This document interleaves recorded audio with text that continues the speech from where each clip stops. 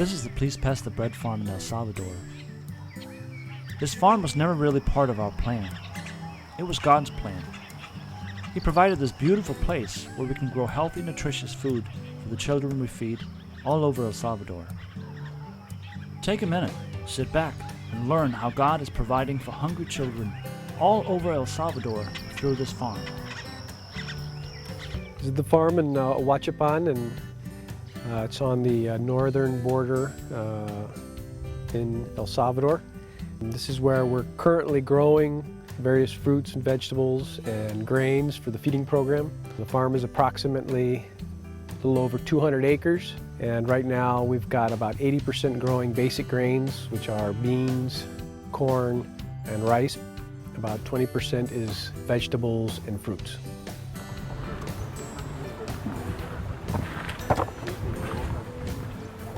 In El Salvador, we primarily suffer from dysnutrition or bad nutrition. So part of what we're trying to do is reincorporate into that menu kind of local squashes, spinaches, leafy greens, things like veggie fruit, things that are very common, they're known to the kids, that's everyday food that they'll be able to eat and adapt into their diet without much hesitation or resistance to it.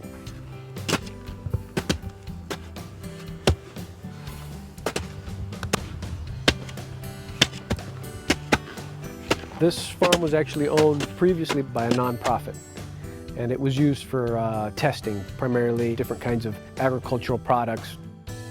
Probably about 3 years ago, the testing was completed and the farm was in the process of being sold. For whatever reason, the farm didn't sell, and when we started up again feeding here in El Salvador with Please Pass the Bread, the farm was under a certain crisis, and we came in with some local pastors and local leaders to pray for the land. And in that prayer meeting, it just dawned on us that here's a piece of land that's sitting, and we have these feeding programs that need food, and we're procuring food. So we said, you know what, why don't we reactivate the farm, not so much as a testing farm, but as a place to produce food. And the local nonprofit basically has donated access to the land so that any resources that are put into it are basically just for growing. And so all the monies that Please Pass the Bread invests in the farm, it doesn't go for renting land, it doesn't go for anything but for production.